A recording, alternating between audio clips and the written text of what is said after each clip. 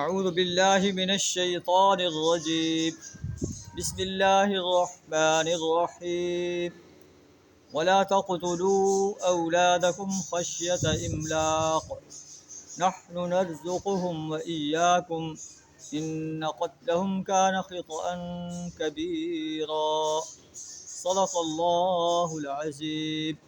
سورہ بنی اسرائیل آیت نمبر 31 آپ کے سامنے تلاوت کی ہے۔ اس کا ترجمہ کچھ اس طرح ہے، وَلَا تَقْتُلُوا أَوْلَادَكُمْ خَشْيَةَ إِمْلَاقٍ، اپنے اولاد کو غربت کے ڈر سے، افلاس کے ڈر سے قتل نہ کرو۔ نَحْنُ نَرْزُقُهُمْ وَإِيَّاكُمْ، ہم انہیں بھی رزق دیتے ہیں اور تمہیں بھی رزق دیتے ہیں۔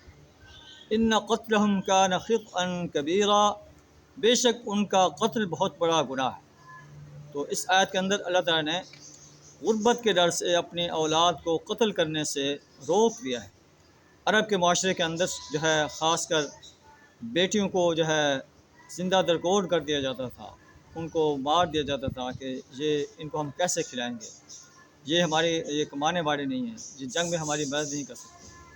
تو اللہ تعالیٰ فرماتا ہے کہ رازق جو ہے میں ہوں، میں اس پوری دنیا کو رزق دینے والا ہوں، پوری کائنات کے اوپر جتنے جاندار ہیں ان تمام کو رزق دینے والا ہوں، اور تمہیں بھی رزق دینے والا ہوں، اور جنہیں تم قتل کرنا چاہتے ہو انہیں بھی رزق دینے والا میں ہوں۔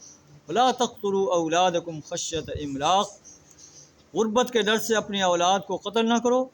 نَحْنُ نَرْزُقُهُمْ وَإِيَّاكُمْ، ہم انہیں بھی رزق دے رہے ہیں اور تمہیں دے رہے ہیں۔ تو رازق اللہ کی ذات ہے۔